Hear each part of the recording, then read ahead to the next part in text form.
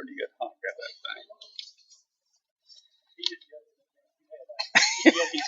thing. Good evening. It is time to begin our midweek Bible study. It's good to see each one of you here tonight. And we'll study God's Word and hopefully we'll be better servants.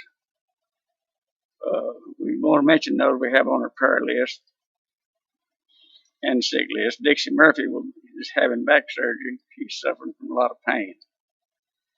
And Gaylord Gray, he had brain surgery at North Mississippi Medical Center. And those we have on our prayer list is Linda Waggle Center, Ray Justice, Randy Holly, Diane Kane, Sean Kane, Ashley Davis, Patsy Braille, Mary Frances Clifton needs our prayers. She's having some health issues. And Merlene Johnson was announced Sunday that they have moved her to the hospice floor at the hospital. If there are others that we need to add to this list, we'd be glad to do that. Just let us know. And remember, our worship service is Sunday morning at 9:30 and worship service at 10:15. Be good to see each one of us here for that.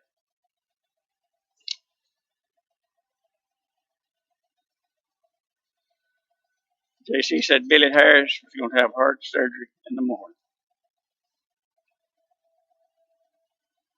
Is that the one that worked with Crane? Really? I saw him Saturday morning.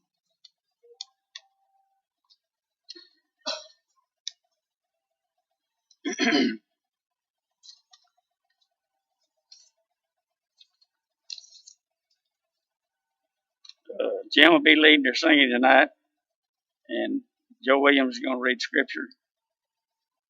JC will have a prayer if we dismiss to the classes. Get her singing. Song number 552. 552, Rejoice in the Lord. We'll sing verses 1 and 4. Let every mountain, every hill fill forth in joyous lays. Let all the trees join hands and sing the matchless Redeemer's praise. Rejoice in the Lord, rejoice in the Lord. His mercy is everlasting, rejoice in the Lord. With every breath rejoice and sing of Christ upon his throne, and love the day when he shall bring deliverance to his own. Rejoice in the Lord, rejoice in the Lord. His mercy is everlasting, rejoice in the Lord.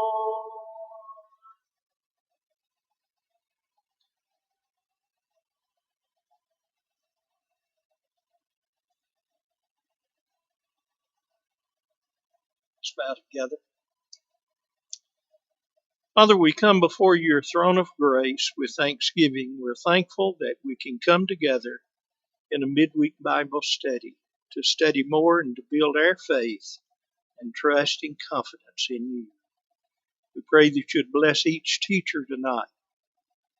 Bless those who have prepared their lesson. May they present it with good understanding, and all things work together for good to glorify your name. We're mindful, Father, tonight of those who are facing surgery and who need our prayers because of health issues. We pray that you would bless the doctors uniquely as they do the surgery and operate on the people who are needing help. Pray that not only you'd bless the doctors and patients, but especially their families as they anticipate things for good. Pray that you'd bless our efforts to glorify your name through Christ.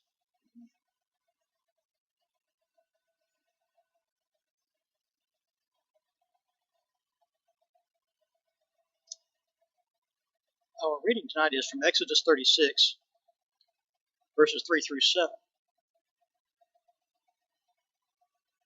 And they received of Moses all the offering which the children of Israel had brought for the work of the service of the sanctuary, to make it withal, that they brought yet unto him free offerings every morning. And all the wise men who brought all the work of the sanctuary came every man from his work which they made. And they spoke unto Moses, saying, the people bring much more than enough for the service of the work which the Lord commanded to make. And Moses gave commandment that they caused it to be proclaimed throughout the camp, saying that neither man nor woman make any more work for the offering of the sanctuary. So the people were restrained from the bringing, for that which they had was sufficient for all the work to make it, and too much.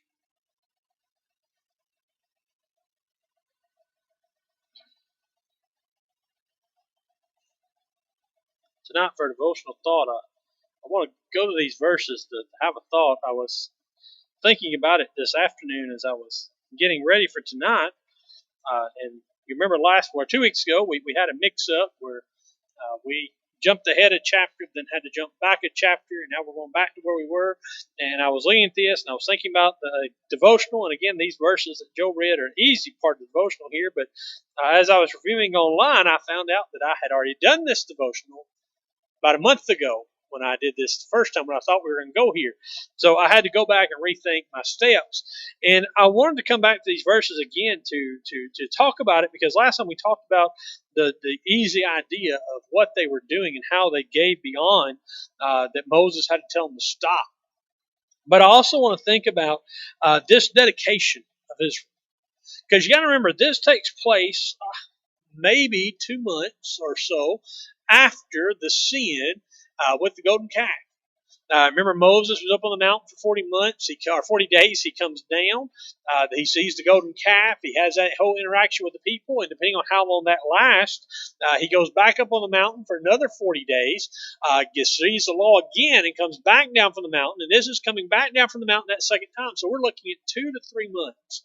And what's interesting about this, and what I wanted to bring up here, is to notice the change in Israel. We talked about this when we talked about chapter 35, is that Israel went from Moses being gone for 40 days to abandoning God and saying, God has left us, God is not taking care of us, God isn't doing anything for us, to now they're going and giving as much as they can, and as much as Moses and the workers need, and even beyond that. And the idea is they give so much that Moses finally has to tell them to stop. We'll talk about that in class, about that idea.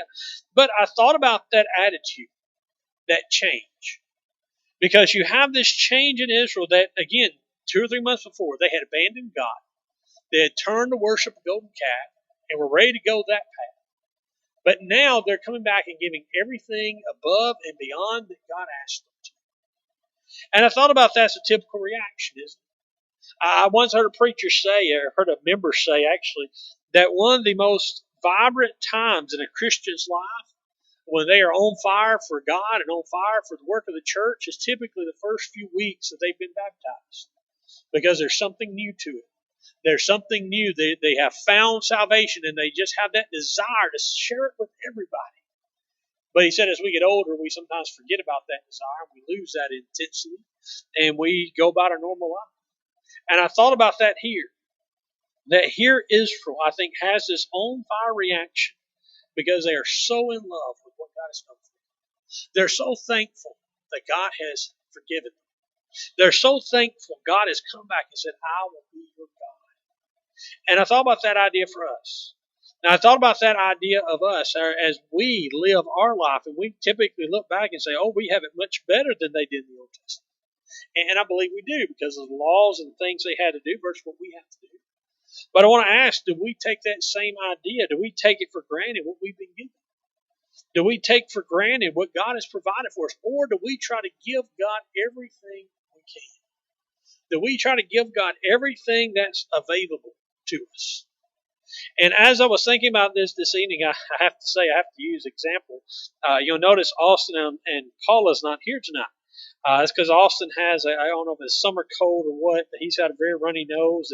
And me and Paula both have told him all day he can't go to church.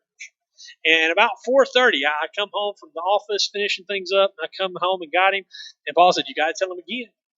And I tell Austin, you can't go to church tonight. You've got to stay home. And he just had the big crocodile tears. But Daddy, I want to go to church. Daddy, I want to go to class. Daddy, I want to go. I want to go. I want to go. And we said, Austin, you can't. You're sick. You've got to stay home and not get people sick. And as I thought about that, I thought about that dedication. I wonder, do we still have that same dedication? Do we take that same dedication in our lives? And that's a little child that doesn't have salvation, doesn't have all those things yet. But yet he's got that dedication to come to church, to go to Bible class, to be with the fellow people. He has that kind of dedication, just like the Israelites had. They had a dedication to God to give him above and beyond what he asked for. I want to ask us in your life, are we giving God all that we can? Are we giving God everything? That's what Israel did. Everything God asked for, they gave him. God asked for that of us too. God asked us to give our life for him, to serve him, to follow him, to obey him. Have we done that? Have we become his Christian? Have we put him on that water grave of baptism? And after we've done that, we live that life he's called us to. And in that life, he calls us to give our all to him. That doesn't mean we forsake everything, but it means that we focus our life on him. Our life is guided by his word, by his will. Do we give God what he wants? Do we give God enough? Do we give God our lives in such a way that one day God could tell us, you've given too much? Are we giving God all that we should? Are we giving God all that we can to serve him? We're going to be dismissed now. You're dismissed their classes. So if you want to head out, we'll take a few minute break, let everybody get out, and then we'll begin our class. Thank you.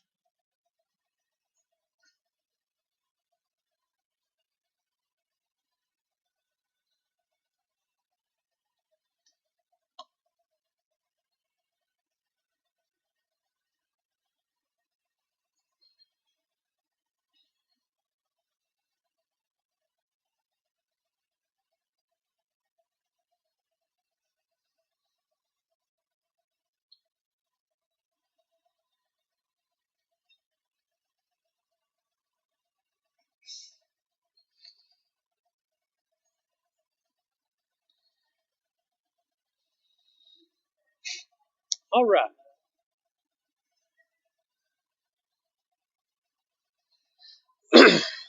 All right. As we are entering into our class, we're getting back into Exodus 36.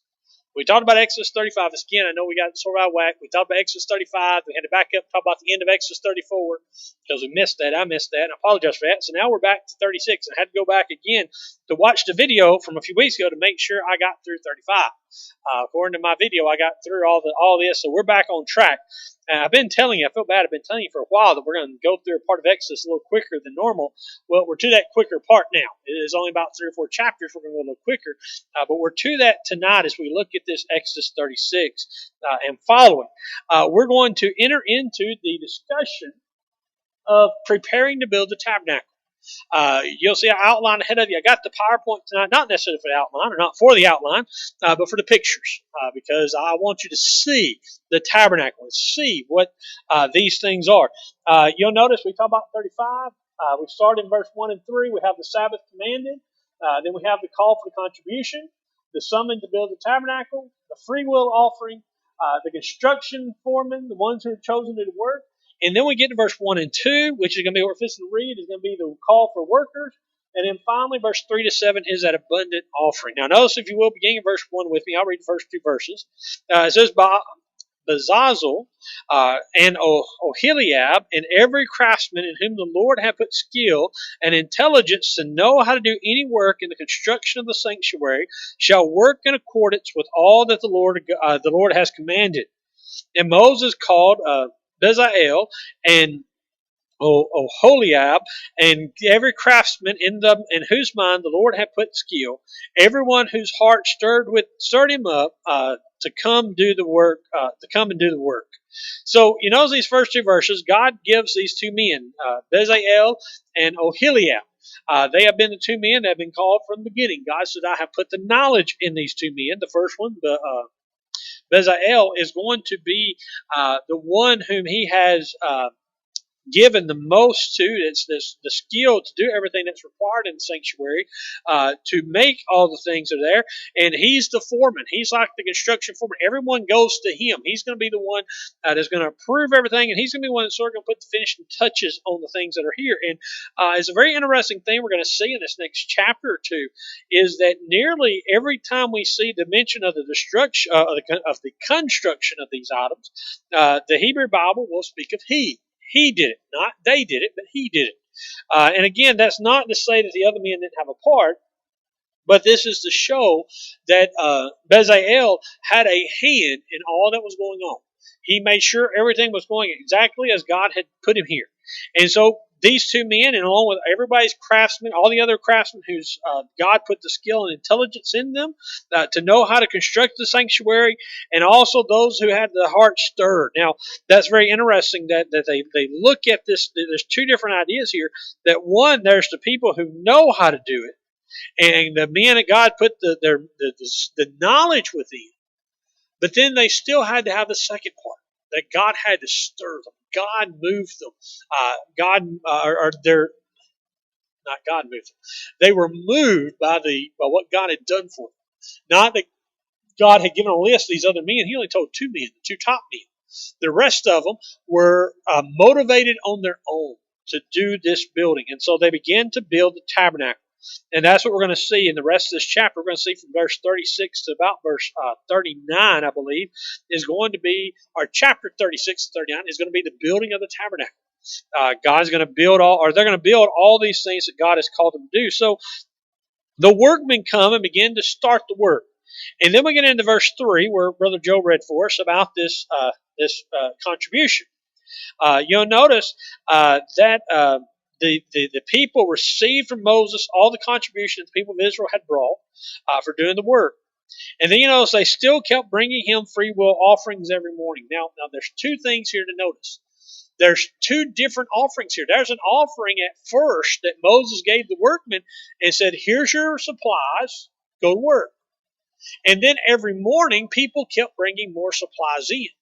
They kept bringing more and more to them. And then that goes into verse 4, so that all the craftsmen who were doing every sort of task on the sanctuary came, each from the task that he was doing. Now, notice this description. What's happening is these craftsmen are building the tabernacle, or trying to build the tabernacle. But they've got so many people bringing them supplies that instead of working on the tabernacle, they're having to take these contributions. And this is where the problem comes in. The taskmen, that's verse 5, the taskmen have to go to, or the craftsmen have to go to Moses, and they say, look, Moses, we got a problem. We've got a problem. We cannot do the work because we're taking contributions. We've got too much, and we don't have enough to do, and even what we have, we're not able to do anything with it. Notice what they say. The people bring much more than enough for doing the work that the Lord has commanded us to do. They said, we've got an abundance amount of supplies. We just need the time to do it, is basically what they're telling Moses. And so that leads to verse 6, where Moses gave some word, and the people proclaim it, that no one is to bring any more contribution. To stop bringing the contribution because they need to work. They need time to put these things to good use. And then you notice verse 7, for the material they had was sufficient to do all the work and more. So here you see that they have to tell the people to stop because they've got so much. And as a matter of fact, they're giving so much that the workmen are not even able to use what they had. And the workmen are like, look, we've got too much. This shows you again, I think, the craftsmen of how good these craftsmen are, because they can look at what the people brought to them and they say, we've got too much. This is exactly what we need. And again, that may just be being a good craftsman. He's not here tonight, but I thought about Brad when I was thinking this. Brad Chatham, I know my family builds houses, and there'll be times when they start a house, they'll look at the lumber and they'll say, okay, this is enough, or they'll say, no, there's not enough. We're going to need some more. We're going to order something else. That's sort of the skill of these guys. They were able to look and say, okay, we've got enough here and above that. And so in verse 8, we begin to talk about the building, what they begin to make. And so what we're going to do is we're going to read these, and this may be a little tedious, but we're going to read these instructions of what they built, and we're going to talk about them very, very quickly. Somebody start in verse 8, and let's read down to verse 13. 8 to 13.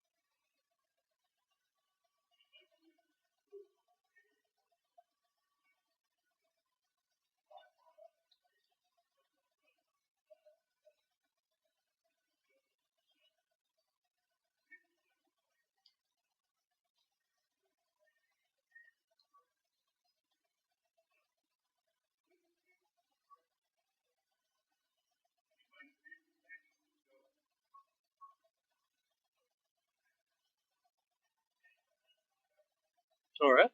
So there's an interesting thing that happens here before we get to the screen.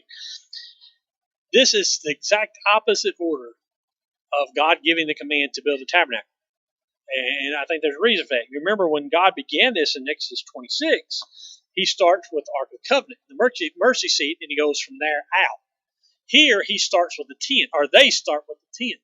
And they began to lay this tent out. And again, they do this not for theological significance. God does it from theological. He puts the most important things first and works his way out. They did it because this is the most practical. Because what's the point of building this Ark of the Covenant with the huge cherubim on top of it if you don't have a place to put it? What's the point of building these altars if you ain't got a place to stick them and where they can be protected from the weather for one, but also be protected from people seeing them or anybody coming in to raid it? So they start by building the outside. They start by building these curtains. Now, this is what the complex looks like. We've seen most of these pictures before. If you followed the class on Zoom, we looked at these pictures of what this tabernacle would have looked like. This is actually, I did some more research and found out this is actually a replica that's in Israel. This is, I forgot the name of the park. There's a park in Israel that has rebuilt the tabernacle, and they have built it as accurately as they can.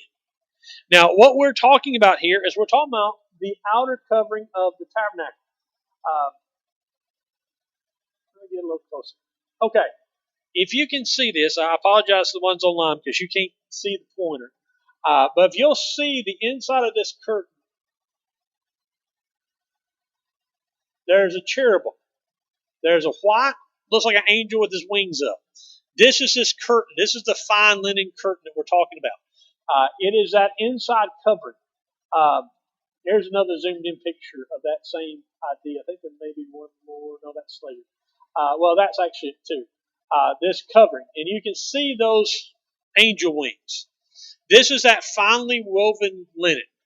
This is the inner part of the covenant. We're going to talk about that. You'll see that gold wall that's up against that. We're going to talk about that in just a minute. They had the wall that created the box. Well, let me go ahead and show you what the box looks like. They put it together. The boards of the tabernacle would look like this. They had, we'll talk about all the pieces of it in a minute. This was what the bare bones of the tabernacle would have looked like. Then on top of that, they placed this fine linen covering. And this fine linen had the cherubims woven into it. Then we're going to see the coating of goat hair. They took next a goat hair curtain and put it on top of that. Then they took another curtain and put another top on top of that, and they put one more on top of it. This was all for weathering issues. So this is what we're looking at. We're going to go back to this picture. right in here to see what this tabernacle would have looked like, how these were, okay?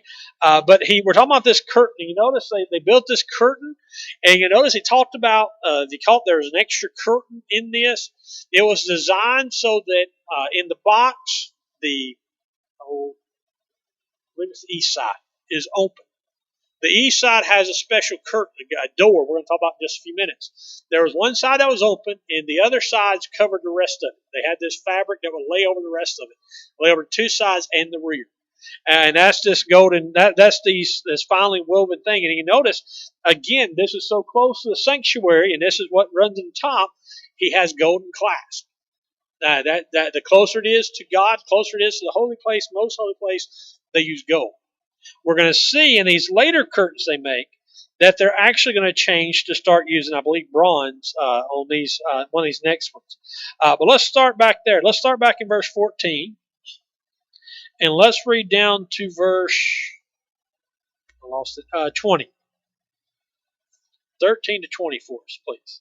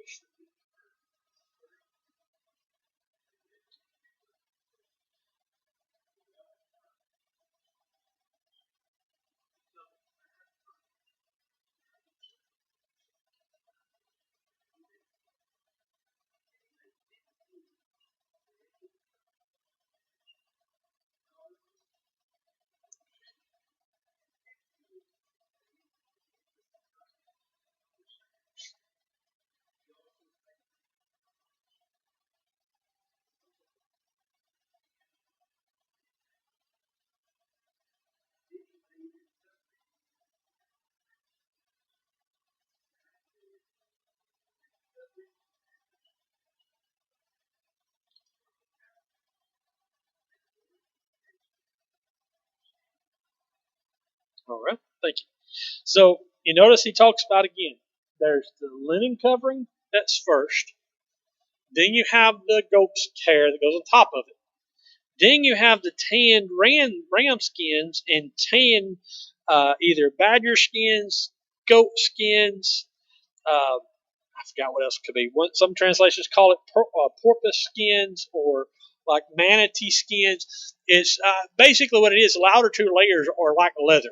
They're a tan skin that is waterproof. The goat's hair would not have been waterproof because it wasn't tan.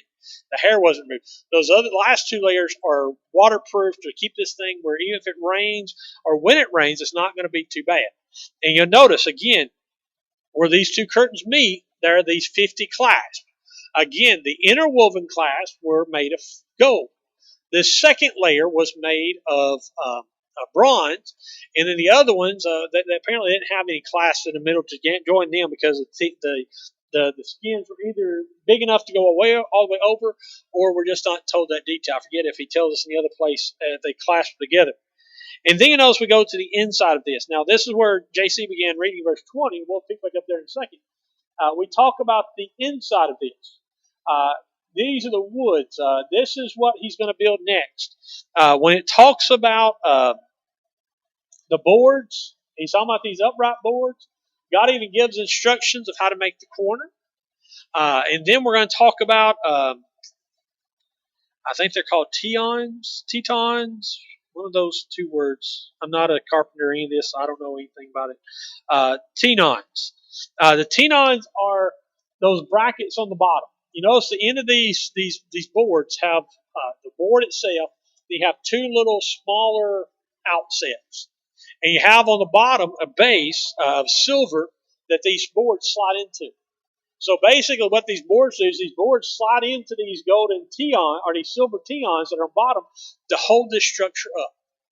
All right, let's read about this, and then we'll talk about it some more. Trying to figure out where we'll stop at. Somebody start in verse 21, since we're in verse 20. And let's go through.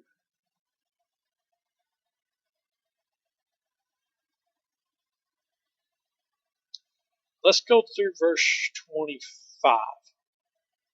21 to 25.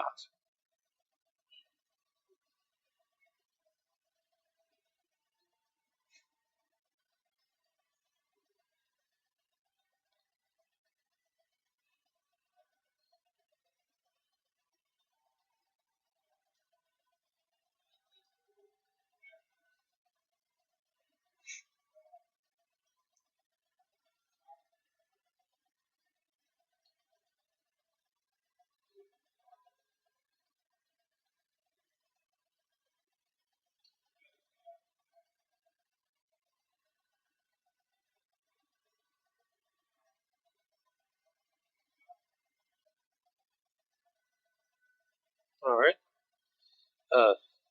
Tell you what, go ahead and read through verse 30 if you don't mind, John.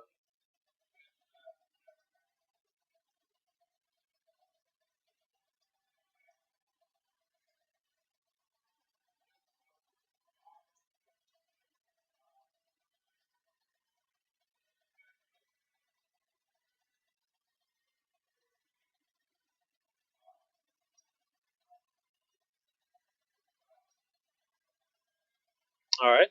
So this is what this is talking about. Again, this is why I want the picture. These boards are what we're talking about. And you notice the tions.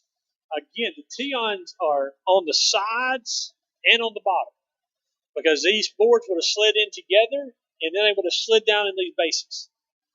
This is very portable, very easy to move, very easy to prepare to go where it needs to go. And again, it goes in these silver bases. And you'll notice, this is what I was talking about a minute ago with the curtain. There were three sides described. One side's not. The north side, the south side, and the west side.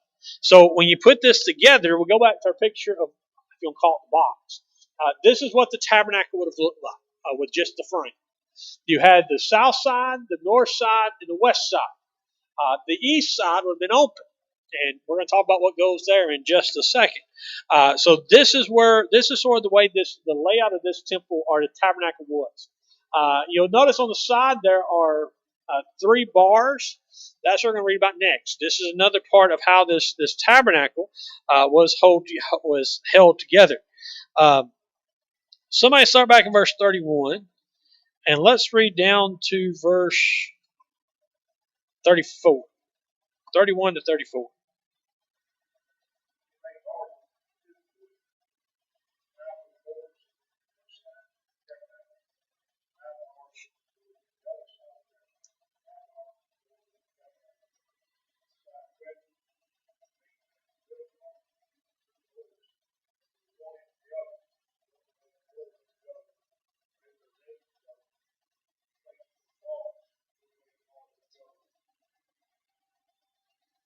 All right. So he's talking here again about these bars. You notice on the side of this thing there are 3 rows of bars. Those are 5 bars. Again, we're not sure exactly. This picture has those bars going all the way down. There is only one bar. Well, I'll take it back. There is a little gap in between the top and bottom bar.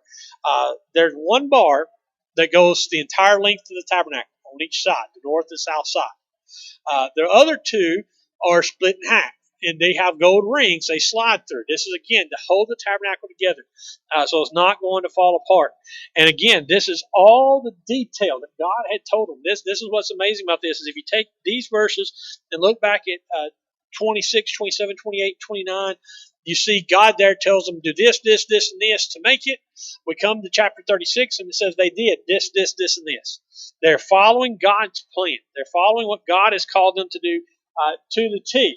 So they built the walls. Again, they built the 3 walls. They built the covering. Now we're going to see the middle. They're going to build those columns in the middle. So let's start back in verse 35. And somebody read through verse 38 for us.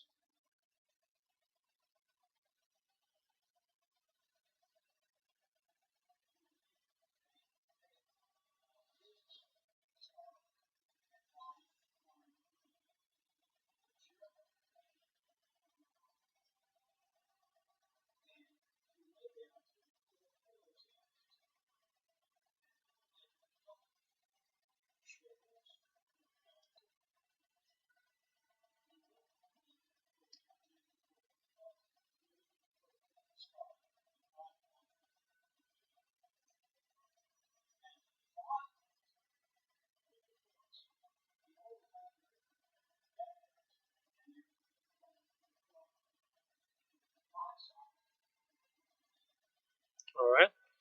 So what this is talking about again is this is talking about right here in the middle, these pillars. There are 4 pillars that go in the middle and 5 pillars that go here at the door. We go back to verse 35 to see they make a veil.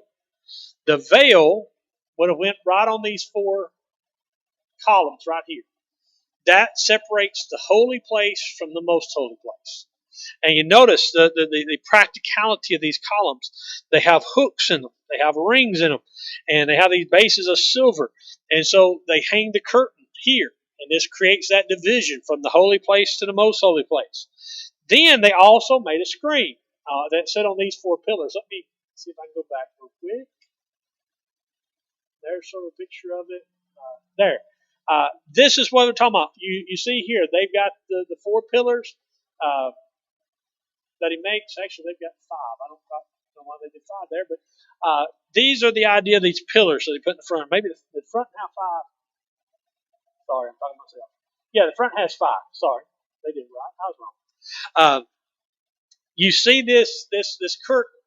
They make this screen that sits in front of this. Now, what again this would do, they make these 5 pillars, and they have their hooks. So what you do is you take these pillars that are in their bases of bronze, and you hang this covering over them.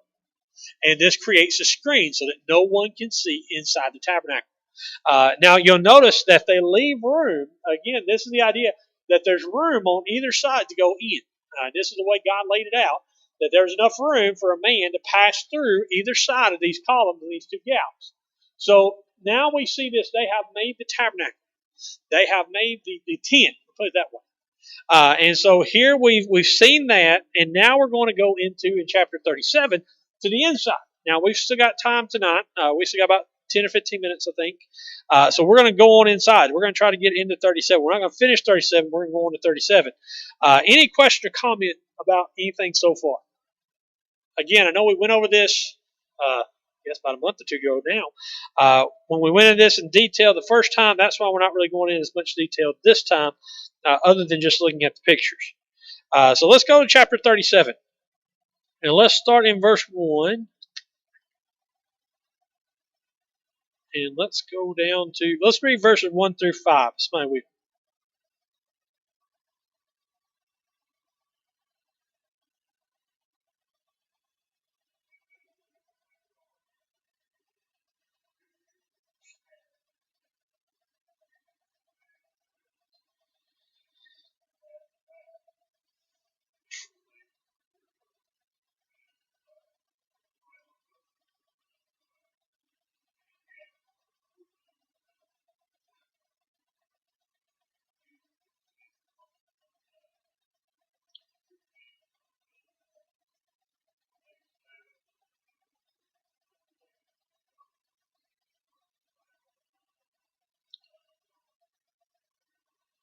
All right. So again, we're talking about the ark. Now remember, the ark technically is 2 pieces. There is, or this whole setup is 2 pieces. There's the ark, the box on bottom, and then there's the mercy seat on top. We're just talking about this little box. So you notice again, he covers the tabernacle. They've got the place to put the things. Now they start to build the items of the tabernacle, the articles of the tabernacle. And they start by building this box. And you'll notice the box. He gives us the dimension. You go back to what God said. This is the exact dimensions. Now, there is something interesting that I want to note here between here and Exodus 25, because Exodus 25 is where God gives the instructions the first time. And here's where they follow this through. There is one difference in every one of these accounts of them building these articles inside the tent. I was going to mention it earlier, but it doesn't really apply there. The only thing that is mentioned, and the only difference between Exodus 25, when God says do this, versus Exodus 37, where they do this, is in Exodus 25, God says this is what it's for. God would say here, God tells in Exodus 25 what this ark is for. Matter of fact, he tells what's inside this ark. I didn't get the picture, sorry. There was a picture of what they thought or a picture of the ark with stuff in it. Apparently I didn't get that picture. There it tells us about the Aaron's bud and rod, the commandments, and the jar of manna that was there to begin with. And so here we see them again following God's plan. They follow God's instructions. They build the box, and they overlay it with gold. And they put gold on the outside. All right, now let's start in verse 7. And somebody read verses 7 through verse 9 for us. Oh, we'll get to 6. Sorry, I'm getting confused. I ain't got it wrote down.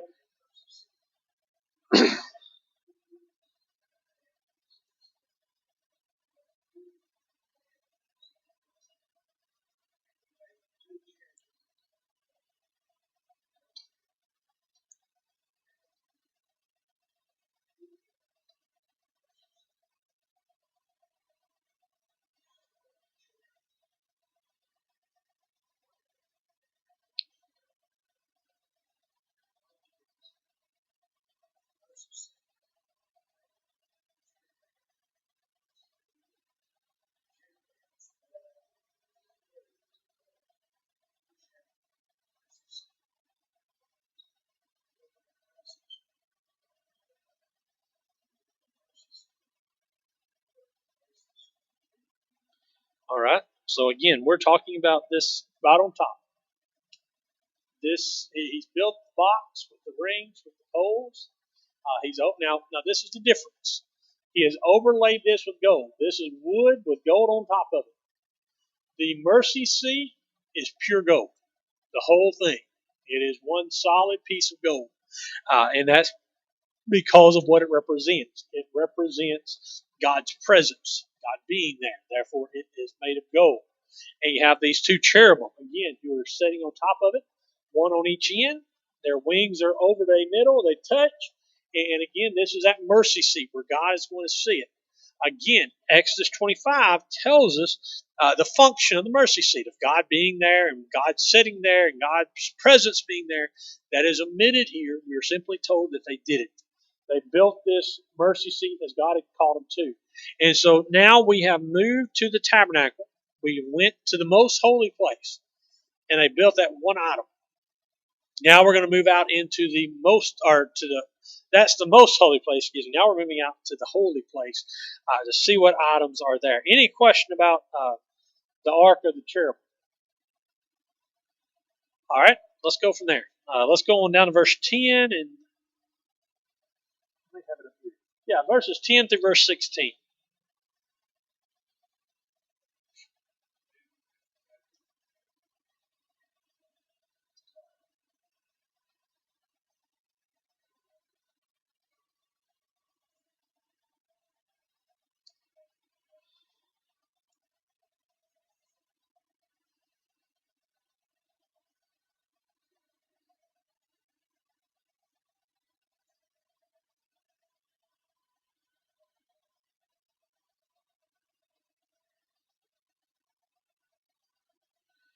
Through 15, if you don't mind. You go ahead and read the next one. I missed that verse. Verse 16, if you don't mind.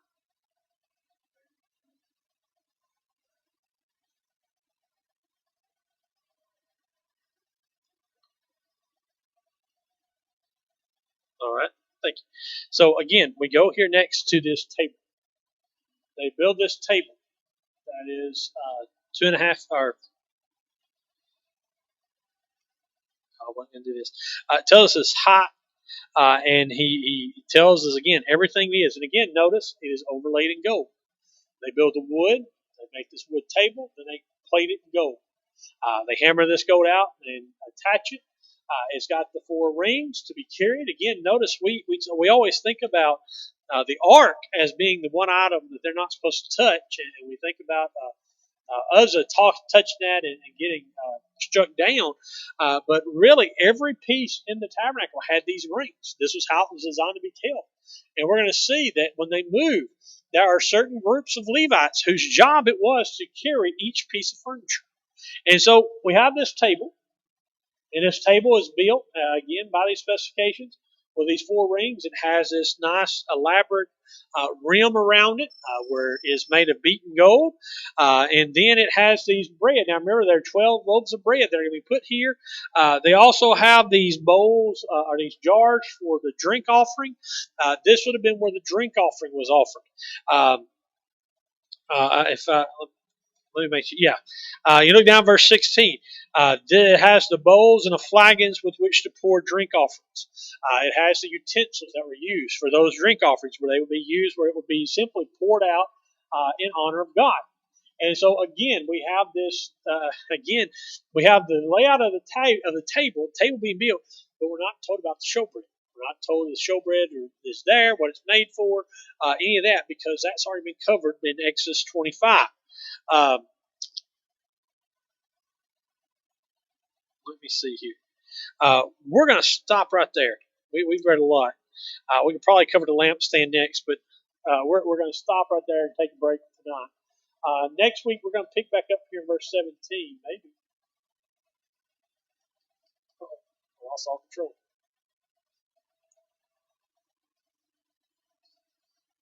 So we're going to go back and show you the picture of this complex. This is what we're talking about. God has given them the instructions, make it according to these plans. God has inspired Oholiab and Bezalel to know how to build this, and they begin the meticulous work of building this tabernacle. Matter of fact, we're going to see, I think, toward the end of this, when you look at it, it takes nearly a year to build the tabernacle and all of its intricate pieces and all the things that are inside and all the things that are outside. So next week, we're going to continue talking about this. We're going to go back and talk about the lampstand. We're going to see what's inside. Again, the other interesting thing that's going to be different is you remember that when God told them about what was inside, he tells them about the showbread, the lampstand, then he takes a break and tells them about the altar of incense later in chapter 30. When they build them, they're all three together. And the outside's the same way.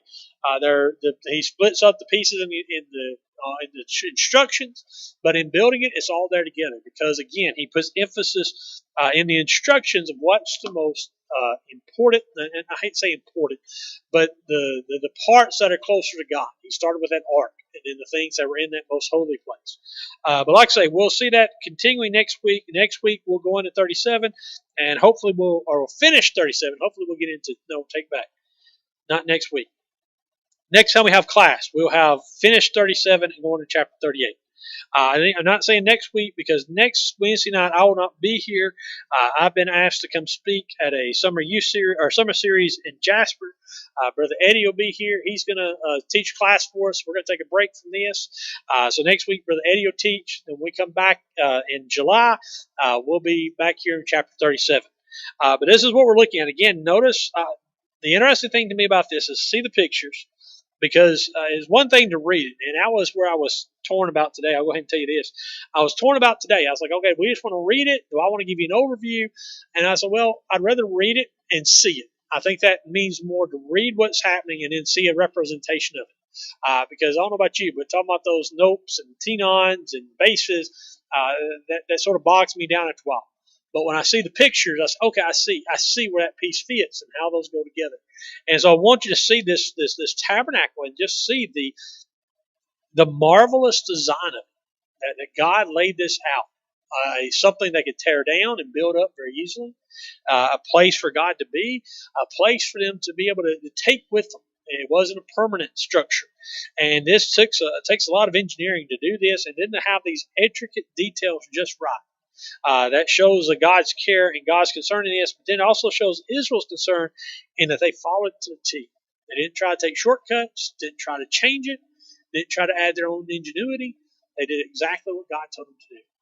And this overall is a great example for us to know about what it means to follow God's commands and do what He says rather than what we want to do. Because they followed it to the T. We're going to see at the end, Moses says everything God said to do, it was done. And God was happy with it. But for tonight, we're going to stop right there. I said, like I say, we'll come back in a few weeks. Next week, Brother Eddie will be here. But for tonight, we're going to stop right here in verse 17. We'll pick back up there next class time. But for tonight, we're done. You're dismissed. I appreciate your attention.